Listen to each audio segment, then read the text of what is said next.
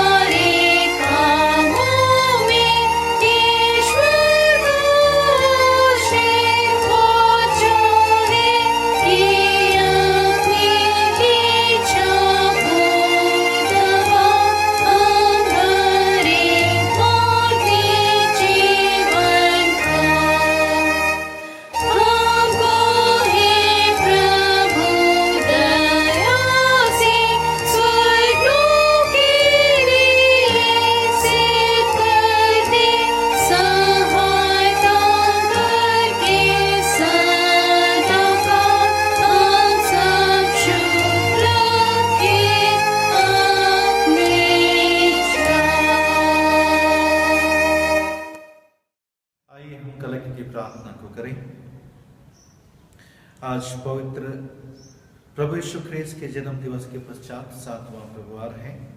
हम प्रार्थना करें।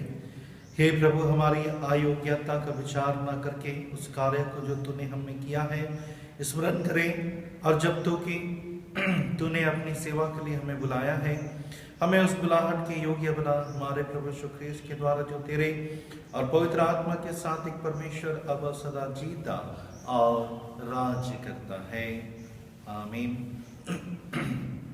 हम प्रार्थना करें तीतुस के लिए जो पवित्र पौलुस का साथी रहा, उसका साथी प्रचारक रहा, इसलिए हम प्रार्थना करें। और जमशेदपुर पास्टर के अंतर्गत सीताराम डेरा के आराधनालय का नाम भी तीतुस है, इसलिए हम प्रार्थना करें। हे स्वर्गीय पिता, तूने अपने सेवक तीतुस को बुलाया कि वह सुसमाचार प्रचार के काम में प्रेरित पौलुस का सहकर्मी हो। यह वर दे कि वे जो तेरी दाग के बारे में परिश्रम करते हैं आपसी प्रेम में साथ साथ काम करें और तेरे राज की सेवा में न केवल अपना सब कुछ परंतु अपने आप को भी दे दे। हमारे प्रभु यीशु ख्रीस्त के द्वारा जो तेरे और पवित्र आत्मा के साथ एक परमेश्वर अब सदा जीता और राज्य करता है। आमीन। हम प्रार्थना करें। जबकि बीते 3 तारीख को जॉर्ज क्ले हब्बक के नाम से उत्तर भारत की कलीसिया में हब्बक थियोलॉजिकल कॉलेज है, जिसमें धर्म शास्त्र की पढ़ाइयाँ कराई जाती हैं उत्तर भारत की कलीसिया छोटापुर डायसिस के द्वारा से। हम प्रार्थना करें कि उस महाविद्यालय को परमेश्वर पिता बहुतायत से आशीष दे, वहाँ पढ़ने वाले विद्यार्थियों के लिए, पढ़ाने वाले शिक्षकों के लिए। हे सर्वशक्तिमान परमेश्वर, जिसके धन्य पुत्र ने 12 प्रेरितों को बुलाया और उन्हें स्वर्ग के राज के रहस्यों के विषय में शिक्षा दी, हम तुझसे प्रार्थना करते हैं कि जो व्यक्ति पवित्र सेवकाई के लिए तेरी तैयारी करते हैं और जो उसके शिक्षा और अगुवाई के लिए नियुक्त किए गए हैं, दोनों को आशीष दे, ताकि तेरे वचन और साक्रमेंटों के सत्य ज्ञान से प्रकाशमान होकर और जीवन की पवित्रता में वृद्धि प्राप्त कर वे नई वाचा के कुशल सेवक बन जाएं और तेरी महिमा और तेरे चुने हुए दासों के त्राण को आगे बढ़ाएं, हमारे प्रभु यीशु ख्रीस्त के द्वारा। आमीन। हम प्रार्थना करें। हम सुसमाचार प्रचार के लिए प्रार्थना करें। हे परमेश्वर, तूने सब जाति के मनुष्यों को एक ही लौ से सारे पृथ्वी पर वास करने के लिए उत्पन्न किया और अपने धन्य पुत्र को इसलिए भेजा कि जो दूर हैं जो निकट हैं दोनों को मेल का प्रचार करें। या वर्दे कि इस देश के सब लोग तुझे टटोल कर पाए और स्वर्गीय पिता उस प्रतिज्ञा को शीघ्र पूरा करे जो तूने की है कि मैं सारे मनुष्य जाति पर अपना आत्मा उड़ेलूंगा, हमारे प्रभु यीशु ख्रीस्त के द्वारा। आमीन। आइए हम पाप से ग्रहण की प्रार्थना को करेंगे। प्रियो, हमारे प्रभु यीशु ख्रीस्त ने कहा, प्रभु हमारा परमेश्वर ही एकमात्र प्रभु है। तू प्रभु अपने परमेश्वर को अपने संपूर्ण मन, संपूर्ण प्राण, संपूर्ण बुद्धि और संपूर्ण शक्ति से प्रेम कर।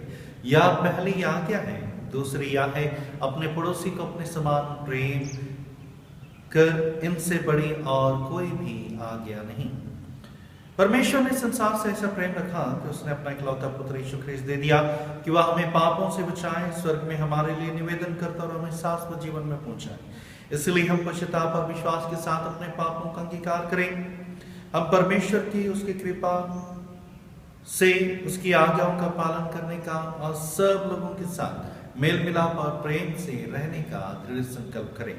पाप अंगीकार की प्रार्थना को हम एक साथ उच्चारेंगे।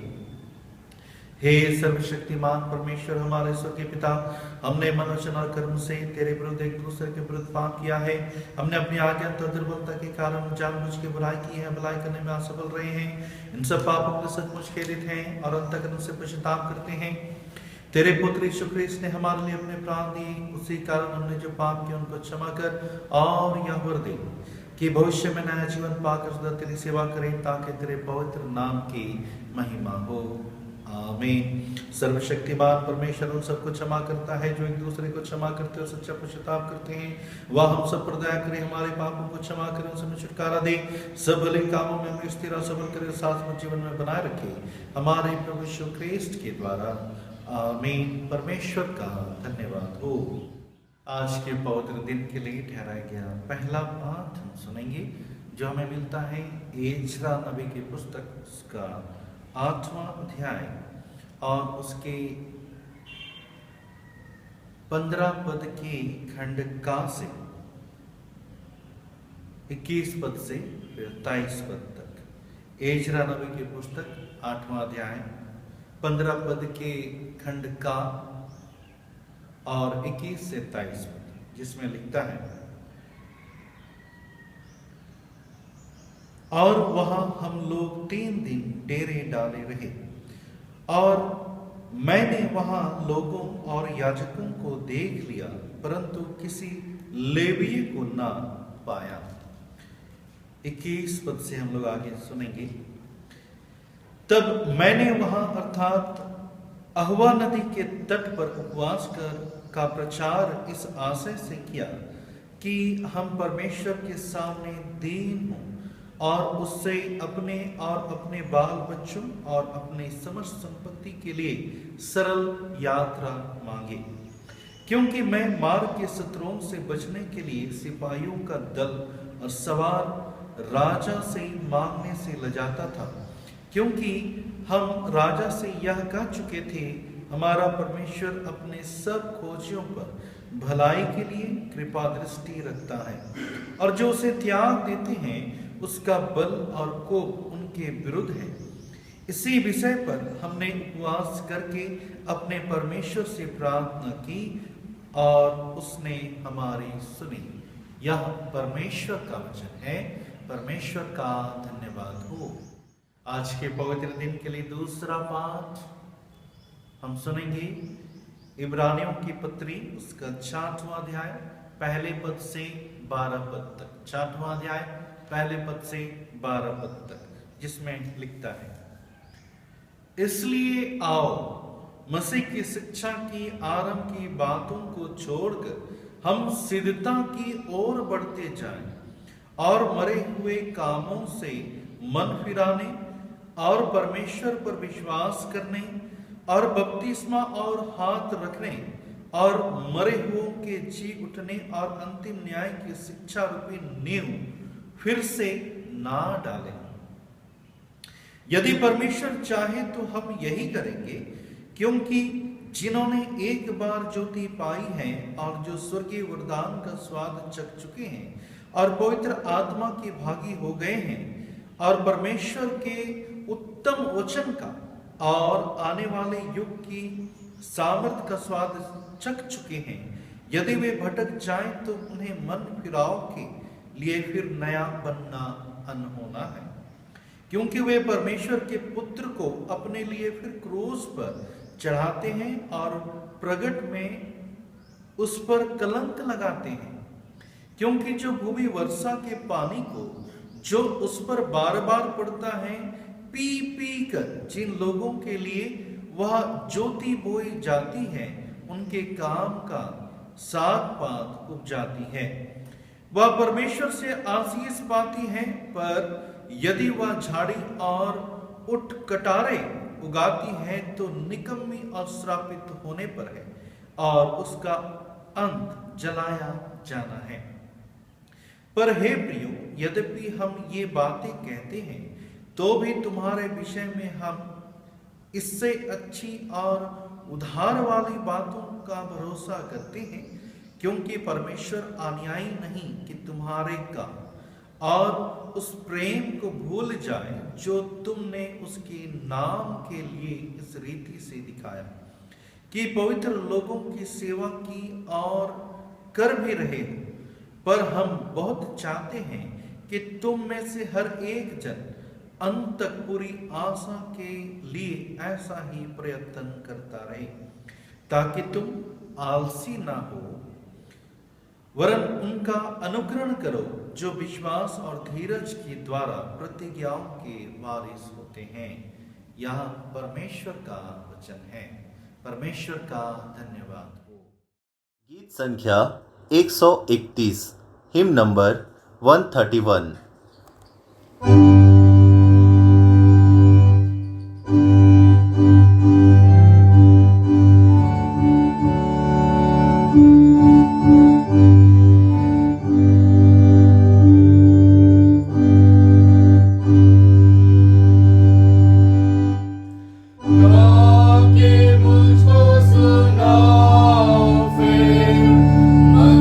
सुसमाचार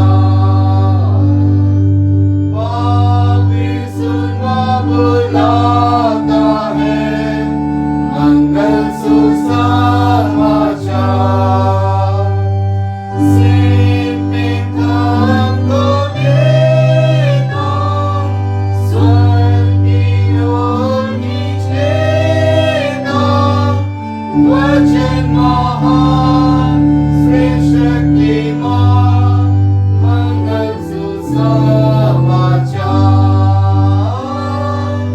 वचन महान श्रेष्ठ शक्तिमान मंगल सुसमाचार। प्रेम से वचन सुनाओ फिर मंगल सुसमाचार। सबकी क्षमा और शांति का मंगल सुसमाचार। यीशु मुक्तिदाता सबको सुनाता। वचन महान श्रेष्ठ शक्तिमान मंगल सुसमाचार। वचन महान श्रेष्ठ शक्तिमान मंगल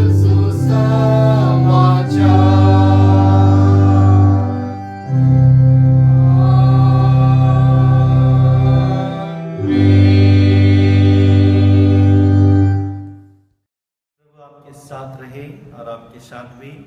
सुसमाचार लूका रचित सुसमाचार उसका 9 अध्याय और उसके 57 पद से सुसमाचार आरंभ होता है।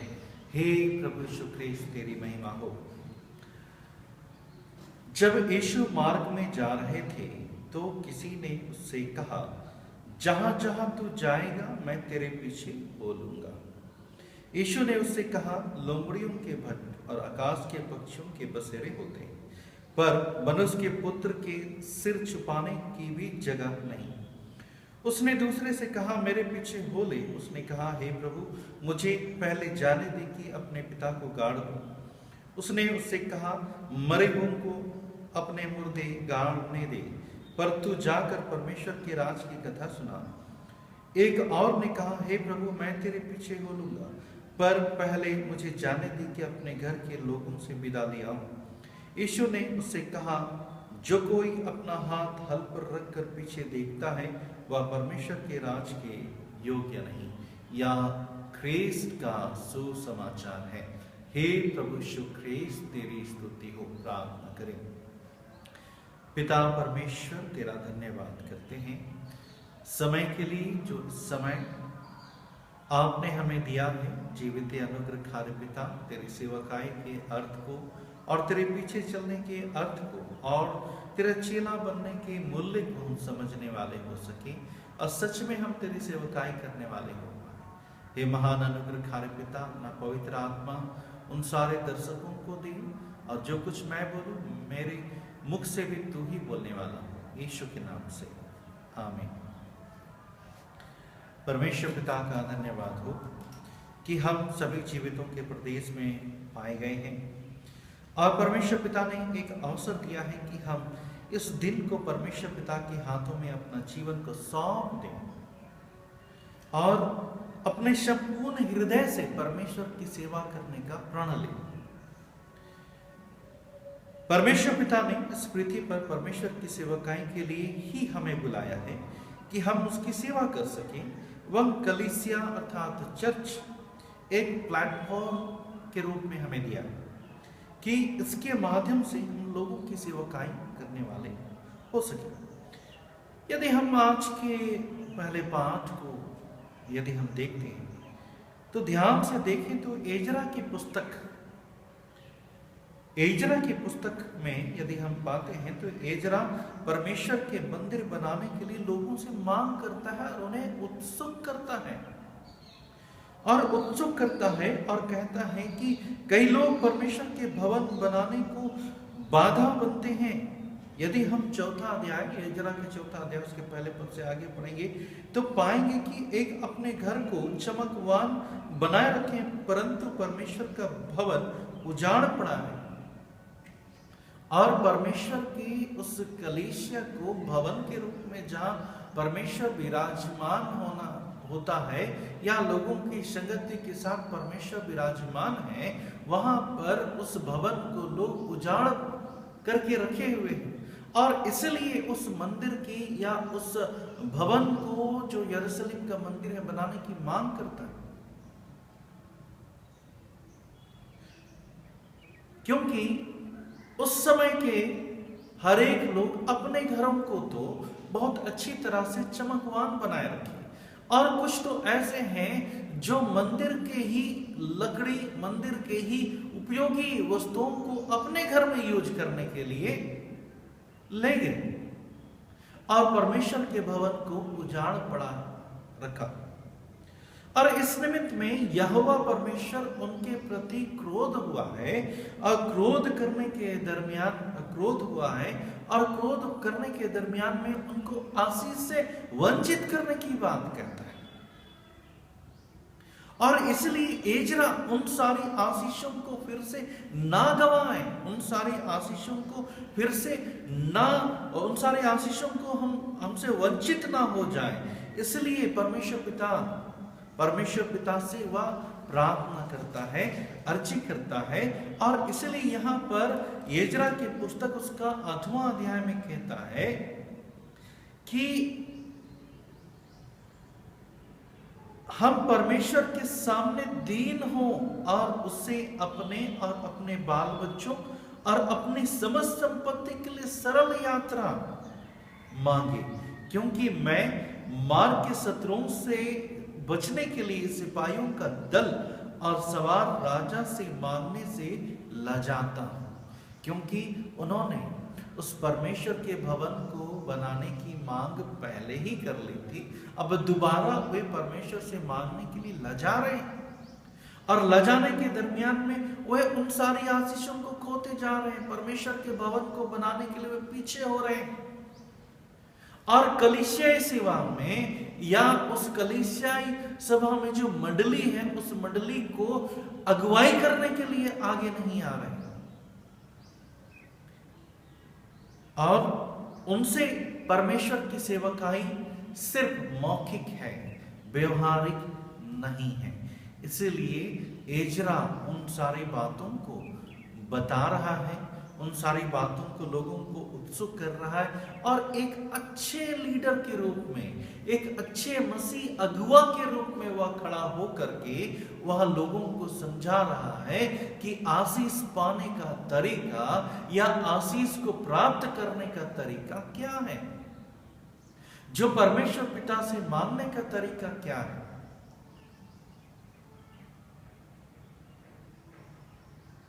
मसीह में प्रिय, कलीसिया में जितने सेवा करने वाले लोग हैं, जितने ले पर्सन, मंडली के हर एक सदस्य इच्छुक रखते हैं, वे एजरा की तरह अपने आप को अगुवा बनाने के लिए आगे आना चाहिए, और उनको एक मन और एक चित्त होकर के काम करना चाहिए।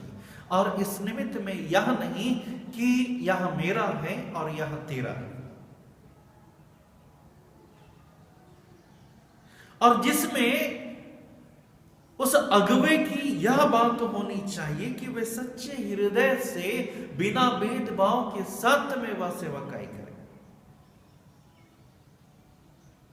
और इसलिए जब हम सुसमाचार के पाठ को यदि देखते हैं ध्यान से, उसमें लिखा है जब प्रभु यीशु ख्रीस्त मार्ग से जा रहे थे तो किसी ने उनसे कहा, प्रभु मैं तेरे पीछे होना चाहता हूं। तो प्रभु यीशु ख्रीस्त ने उनसे कहा कि देखो मेरे पास तो लोमड़ियों के रहने के स्थान है, पक्षियों के बसेरे हैं, लेकिन मनुष्य के पुत्र के पास में रहने का कोई भी ठिकाना नहीं। अर्थात एक तरीके से प्रभु यीशु ख्रीस्त आज के वर्तमान जीवन के लिए और उन समय के लोगों की परिस्थितियों के साथ भी परमेश्वर पिता एक बात कह रहा है, और कहता है मनुष्य के पुत्र का ठिकाना नहीं, अर्थात मनुष्य के पुत्र के लिए रहने का स्थान नहीं, क्योंकि जब हम कलीसिया आराधनालय भवन बनाते हैं तो हम उसमें लड़ पड़ते हैं, और लड़ने के दरमियान में वह आराधनालय का कार्य नहीं बन पाता या जर्जर अवस्था में रहता, उसे हम बनाना नहीं चाहते, और दुनिया भर के मतभेदों के कारण से वह भवन नहीं बन पाता, जिसमें प्रभु के रहने के लिए कोई भी स्थान नहीं। और इसलिए एक ने कहा, प्रभु मैं तेरे पीछे हो जाऊंगा, लोगों को दिखाने के लिए कि मैं तेरे पीछे हो जाऊंगा।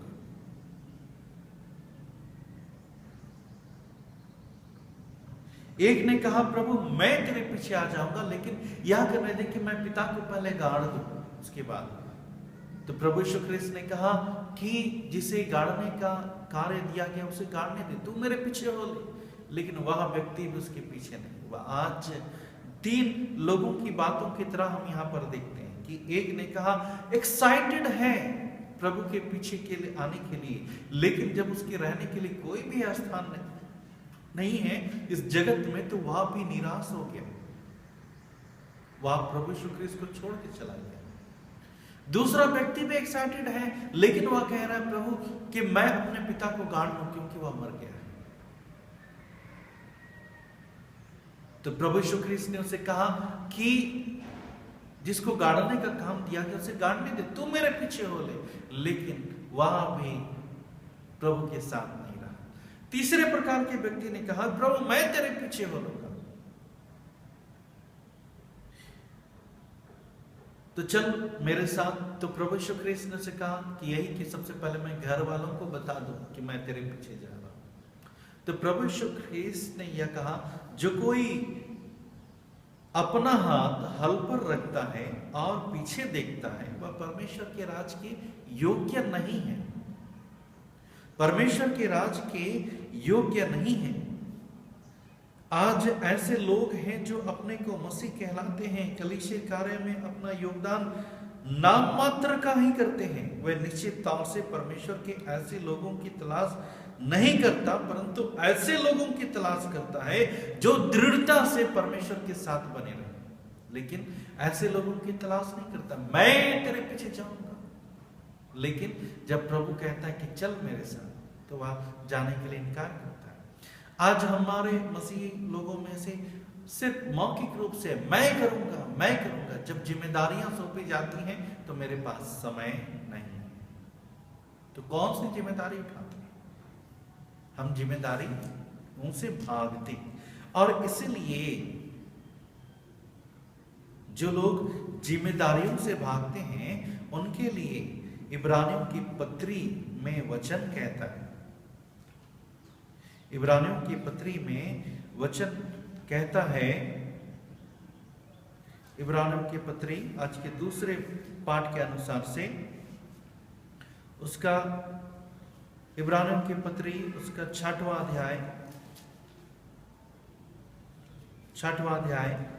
कहता है, जो लोग काम से भागते हैं उनके लिए क्या है। इसलिए उनके लिए कहा गया है कि अब तो जो बातें हम कह रहे हैं उनमें से सबसे बड़ी बात तो यह है कि हमारा 6वां अध्याय जिसमें लिखा है, इसलिए आओ हम मसीह की शिक्षा की आरंभ की बातों को छोड़कर, उन आरंभिक बातों को छोड़ करके हम सिद्धता की अर्थात मसीह शिक्षा की ओर हम आगे बढ़े। मसीह शिक्षाओं में जो प्रभु यीशु ख्रिस्त ने हमें सिखाया है उन सिद्धता की ओर हम आगे बढ़े, ना कि हम इस बात में आगे बढ़े कि किसने बपतिस्मा लिया, किसने हाथ रखा, और मरे हुओं का न्याय है कि नहीं, अंतिम न्याय है कि नहीं। अर्थात इस बात के लिए हम लोग आगे बढ़े कि हम सिद्धता की ओर आगे बढ़ते जाएं। प्रभु यीशु ख्रिस्त यहां पर कहता है कि आरंभिक बातों को छोड़ करके, बपतिस्मा की बातों को छोड़ करके, उन सारी रिचुअल्स को छोड़ करके, उन सारी धार्मिकता को छोड़ करके हम उन सारी बातों में अर्थात उन सारी सिद्धता में जो प्रभु यीशु ख्रिस्त ने अपने आप को सिद्ध किया इस जगत में, उन सारी सिद्धता की ओर हम आगे बढ़े। लेकिन आज कलीसियाएं, मेरा चर्च बड़ा है, तेरा चर्च बड़ा है, वहां की कलीसिया मरी हुई, यहाँ की कलीसिया, इस बात में वे अपने आप में ही उलझे हुए, और इसी उलझ के साथ में ही हम कहीं मसीह को कई सारे भागों में बांट दिए। और निश्चित तौर से मसीह में प्रियो, हम दूसरों को दिखाने के लिए परमेश्वर की सेवा कर रहे हैं, लेकिन हम परमेश्वर की सेवा नहीं कर रहे हैं हृदय से। यहां तो हम सिर्फ अपने लिए सेवकाई कर रहे हैं, जिसमें हम प्रभु यीशु ख्रिस्त को फ्रंट में रख रहे हैं। हम लोगों की सेवकाई नहीं कर रहे।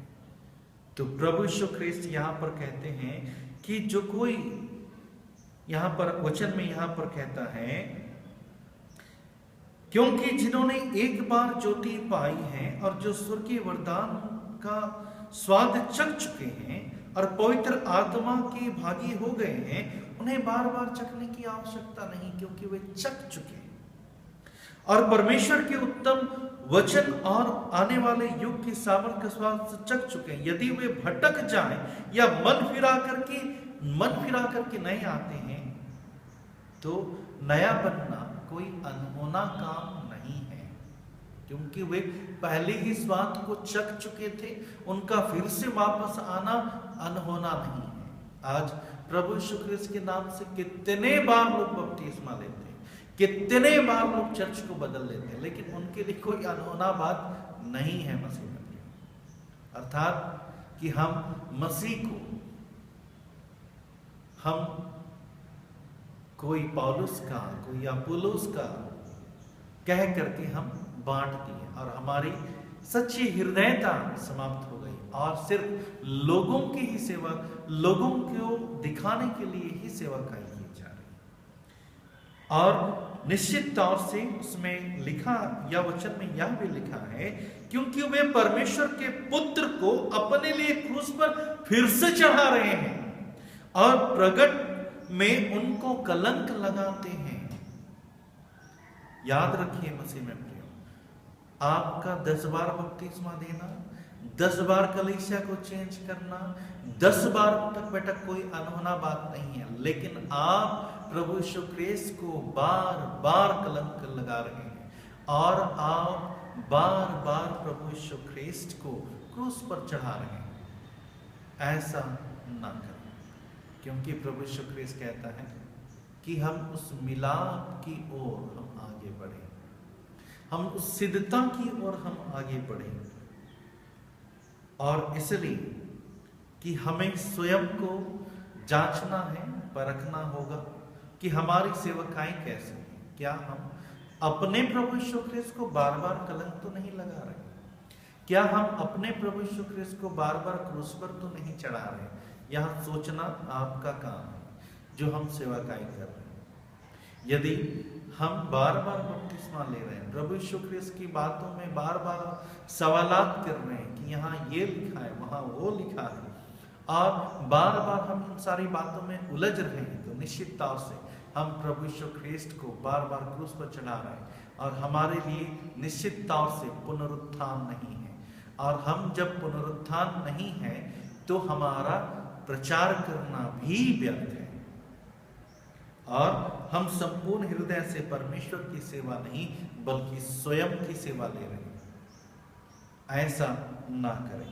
और इसलिए संपूर्ण हृदय से हम अपनी सेवाकाई को कैसे करें, ये जांचना मैं आप लोगों के ऊपर में छोड़ता हूँ। और इसलिए कि आप अपनी सेवाकाई किस प्रकार से करते हैं, ये जांचें, परखें, वचन को अच्छी तरह से समझें और क्या हम प्रभु यीशु ख्रिस्त के पीछे चलने के लिए तैयार हैं, क्या उसके हल को पकड़ने के लिए तैयार हैं। यदि हल पकड़े हैं तो पीछे की ओर देखना व्यर्थ है और हम प्रभु यीशु ख्रिस्त को आगे में रखकर प्रभु यीशु ख्रिस्त को ना देखकर कहीं और हम दृष्टि लगाए हैं, तो यह संपूर्ण सेवकाई या प्रभु यीशु ख्रिस्त की सेवकाई नहीं है। और हम अपने लिए तो घर बनाते हैं, लेकिन प्रभु यीशु ख्रिस्त को आज भी हम उसी जंगल में भटकने के लिए छोड़ दिए। तो अपने हृदय में जगह बनाइए, अपने हृदय में प्रभु यीशु ख्रिस्त के लिए भवन बनाइए। जो हम कलीसियाएं हैं, एक कलीसिया बन करके उभरे और हमारे पुरखाओं ने जो कलीसिया प्रभु यीशु ख्रिस्त के लिए वेदी बनाई है, उन सारे वेदियों को एक मन एक चित्त होकर के उसे बनाए, ना सिर्फ अपने ही घर को हम चमकाएं। प्रार्थना करें। सामर्थ्य अनुग्रह खाले पिता, तो हमारे हृदय की गहराइयों को देखता है और इस निमित्त में तू हमें जांचता है कि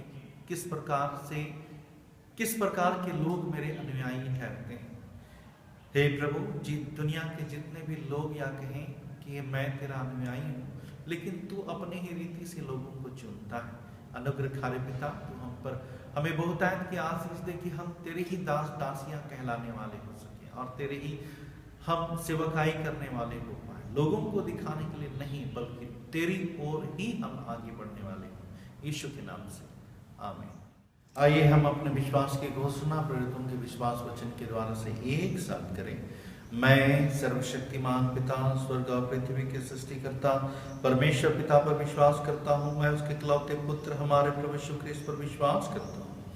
वह पवित्र आत्मा के सामर्थ्य से गर्भ में आया, कुंवारी मरियम से जन्मा, उसने पिलातुस पिलातुस शासन में दुख भोगा, वह क्रूस पर चढ़ाया गया, मरा और गाड़ा गया और मृतकों के लोक में उतरा, तीसरे दिन जी उठा, स्वर्ग पर चढ़ गया और पिता की दाहिनी ओर विराजमान।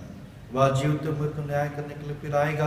मैं पवित्र आत्मा पर, अपॉस्तलों की कलीसिया पर, संतों की संगति, पापों की क्षमा, देह के पुनरुत्थान और अनंत जीवन पर विश्वास करता हूँ। आमीन। गीत नंबर 230 230।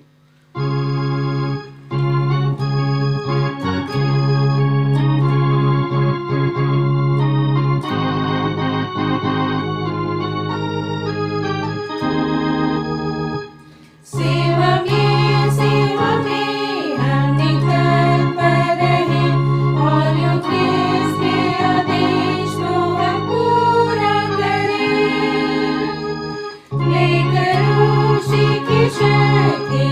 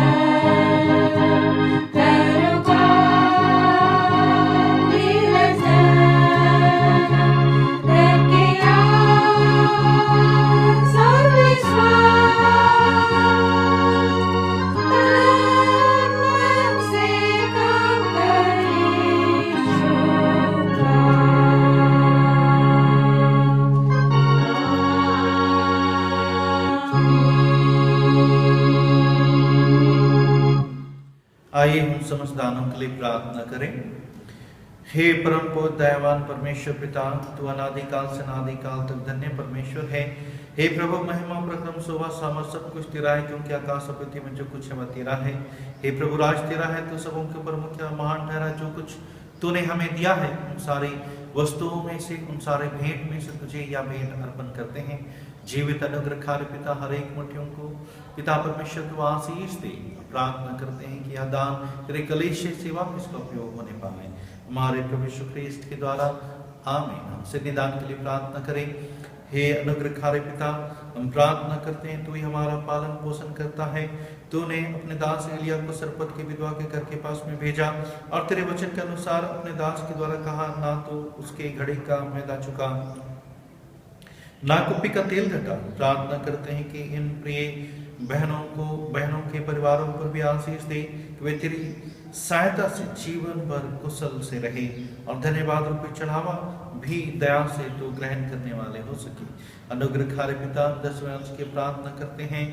अनुग्रहकारी पिता, हर एक प्रकार के दान, हर एक प्रकार की आशीषें तेरी ओर से होती हैं और दृश्य रूप में प्रभु जो आशीषें मिलती हैं उसी में से प्रभु हम कुछ भेंट तेरे लिए अर्पण करते हैं जो 10वें अंश के रूप में है।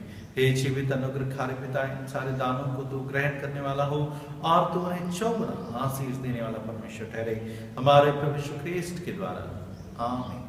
आइए हम परमेश्वर पिता को हर एक बातों के लिए धन्यवाद दें। स्तोत्र 134 में कहता है, देखो हे प्रभु के सब दासों, प्रभु को धन्य कहो। तुम जो रात्रि के समय प्रभु के घर में खड़े रहते हो, अपने हाथ पवित्रता में उठाओ और प्रभु को धन्य कहो। प्रभु सियोन में से तुझे आशीष देगा जो स्वर्ग और पृथ्वी का करता है। हे परम परमेश्वर पिता, तेरा धन्यवाद करते हैं, क्योंकि तेरे प्रेम की कोई सीमा नहीं और तेरी आशीषें अनगिनत हैं। हम सब तेरे सब भलाई के लिए तेरी स्तुति करते हैं और तूने प्रत्येक को हर एक प्रकार की आशीषों से तृप्त किया। तू तो हमारे निर्बलता में हमारा बल है, हमारे अंधकार में ज्योति है, दुखों में दिलासा और शांति देने वाला परमेश्वर है। इसलिए हम प्रार्थना करते हैं प्रभु, जिन्होंने चंगाइयों को प्राप्त किया है वे उनको परमेश्वर पिता बहुतायत की आशीष दे। हे सामर्थी अनुग्रहकारी पिता, हम तुझको एक मन होते हुए तुझको धन्यवाद देते हैं और तेरी बड़ाई करते हैं। तूने अपने विश्वासियों की प्रार्थनाओं को सुना है। अपने दास दासियों को जो रोग और दुख के बिछाने से पड़े थे उन्हें बड़ी विपत्ति से बचा लिया है और तूने उनका भला और चंगा किया है। तूने केवल अपनी ही भलाई से उसकी और अपनी करुणा को दिखाई है।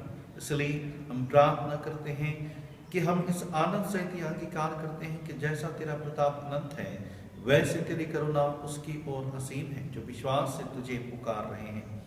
तेरे पुत्र हमारे प्रभु यीशु ख्रीस्त के नाम से, जो मनुष्यों के देह और आत्मा का महान मैद होने के लिए स्वर्ग से उतरा और अब तेरे संग पवित्रता की एकता में युगानुयुग जीता और राज्य करता है। आमीन। हम प्रार्थना करें उनके लिए जो जन्म दिवस को मनाते हैं इस सप्ताह के दरमियान में या बीते दिन में मना चुके हैं, हम उनके लिए प्रार्थना करें। सर्वशक्तिमान परम दयालु परमेश्वर पिता, तेरी दया साथ सृष्टि पर बनी रहती है। तूने अपनी बड़ी दया से अपने इन प्रियों को एक साथ सुरक्षित रखा। गत वस्तु ने अद्भुत तरीके से इनकी रक्षा रखवाली की। प्रार्थना करते हैं कि अपने उपस्थिति तूने इनके जीवन को सुशोभित किया, इसलिए कि प्रभु तेरे प्रेम को पहचान कर तुझ पर भरोसा रखें, हर एक दुख के समय में तेरी इच्छा के अधीन रहने वाले हो सके और अनुग्रहकारी पिता इनकी अगुवाई करें और निरंतर सहायता करते रहें और हर एक कामों में और विशेषकर इस नए साल में अपने सब कार्यों को तुझ में ही आरंभ करते रहें और तुझ में ही समाप्त कर तुझको धन्यवाद हृदय से स्वयं को तुझे अर्पण करने वाले हो सके, हमारे प्रभु यीशु ख्रीस्त के द्वारा। आमीन। हम प्रार्थना करें जो विवाह की वर्षगांठ को मनाते हैं। हे परमेश्वर पिता, तुझको धन्यवाद देते हैं, तूने अपने इन प्रियों को, इन सारे दंपत्ति को पवित्र विवाह में प्रेम के बंधन में जोड़ दिया। इनकी रक्षा रखवाली करें, मार्गदर्शन करें और इनकी सहायता करके वे जीवन भर एक दूसरे से प्रेम रखें, निष्ठावान बने रहें। इनको अपने प्रतिज्ञाओं पर स्थिर रहने की शक्ति प्रदान करें, जिससे तेरी इच्छा के अनुसार इनकी सब आशीषों की पूर्ति होती रहे। इनको दृढ़ विश्वास एवं धीरज प्रदान करें कि वे जीवन भर तुझ में और एक दूसरे में बल प्राप्त करते जाएं, हमारे प्रभु यीशु ख्रीस्त के द्वारा। आमीन। आइए, जिस प्रकार से प्रभु यीशु ख्रिस्त ने हमें प्रार्थना करना सिखाया है, हम प्रार्थना करेंगे। हे हमारे पिता, तो जो स्वर्ग में है, तेरा नाम पवित्र माना जाए, तेरा राज आए, तेरी इच्छा जैसे स्वर्ग में पूरी होती है वैसे पृथ्वी पर भी हो। हमारे दिन भर की रोटी आज हमें दी, हमारे अपराधों को क्षमा कर जैसे हमने अपने अपराधियों को क्षमा किया है। हमें परीक्षा में न डाल, परंतु बुराई से बचा, क्योंकि राज, प्रक्रम और महिमा अब और सर्वदा तेरी ही है। आमीन। आइए हम इस आराधना के समापन प्रार्थना को करें। हे सामर्थ्य जीवित अनुग्रहकारी पिता परमेश्वर, धन्यवाद देते हैं आपने इस आराधना में अपनी उपस्थिति प्रदान की। जो ऑनलाइन के माध्यम से आशीष को प्राप्त करते हुए अपने अपने घरों पर हैं, जीवित अनुग्रहकारी पिता, उन पर भी अपने अनुग्रह को तूने दिया है। हे जीवित अनुग्रहकारी पिता, जबकि हम यह मसीही जीवन को व्यतीत करते हैं, हम तेरी उस सेवाकाई को समझकर प्रभु तेरे कलीसियाई में अपने अनुयायी होने वाले हो सकें, और जीवित अनुग्रहकारी पिता निरंतर हम तेरी सेवकाई करने वाले हो सकें। हे महान अनुग्रहकारी पिता, हमने तेरे नाम से यह आराधना को आरंभ किया है और तेरे नाम से इसे समाप्त करते हैं। अनुग्रहकारी पिता, हम पर दया कर अपना अनुग्रह दे कि हम अपने दिन भर के जीवन को तेरे नाम से व्यतीत करने वाले हो पाए, हमारे प्रभु यीशु ख्रिस्त के द्वारा। आमीन।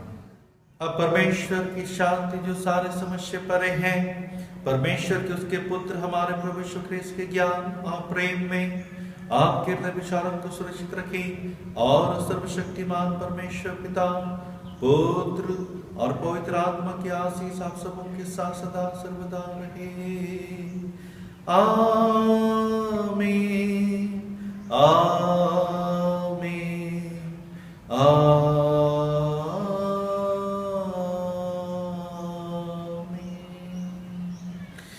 शांति से पूर्ण होकर जाएं, प्रभु से प्रेम रखें और उसकी सेवा करें, ख्रिस्त के नाम में। आमीन। यीशु सना। गीत संख्या 128, हिम नंबर 128।